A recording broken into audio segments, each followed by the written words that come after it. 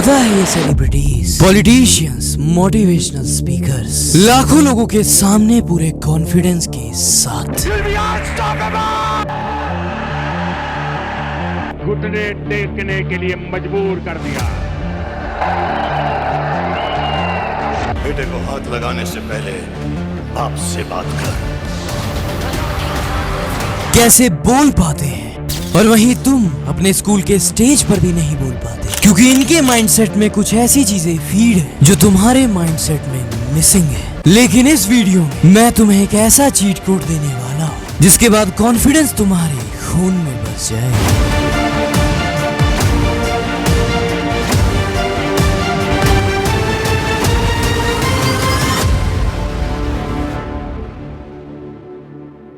चलो उस सिनेरियो में चलते हैं जब तुम स्टेज पर खड़े हो और तुम्हारे सामने बहुत सारे लोग बैठे हुए हैं। अब पता है स्टेज पर सबसे पहले तुम्हारे साथ क्या हो रहा होगा। तुम्हारा दिल तेजी से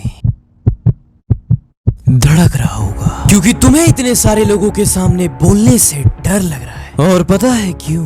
क्योंकि तुम्हारे माइंडसेट में कुछ ऐसी बकवास भरी हुई है जिनकी वजह से तुम्हें डर लग रहा है। पहली बकवास, तुम या तो पास्ट में फंसे हुए हो, मैंने आज तक स्टेज पर बोला नहीं है, या फिर फ्यूचर में अगर मैंने कुछ गलत बोल दिया तो मेरी बेइज्जती हो जाएगी और लोग मुझ पर हंसेंगे। इन दोनों ही इल्यूजन्स से बाहर आओ और इस प्रेजेंट मोमेंट में रहो। अब दूसरी बकवास जो तुम्हारे दिमाग में चल रही है, तुम इन सब को खुद से ऊपर लेवल पर देख रहे हो। अरे अरिशिता भी यहाँ पर बैठी हुई है और करण सर भी यहाँ बैठे हैं और मेरे पड़ोस वाले अंकल आंटी भी यहाँ बैठे हैं। What the fuck? इस कचरे को अपने दिमाग से बाहर निकालो और अब ये माइंडसेट लाओ कि सामने कोई भी बैठा है, It doesn't matter. You are the fucking king here. यहाँ पर जितने भी लोग बैठे हैं ये सब तुम्हारी प्रजा है और तुम्हें सुनने आई है। अब इस माइंडसेट के साथ स्टेज पर बोलो और अपनी बॉडी लैंग्वेज को ओपन रखो। Good morning everybody.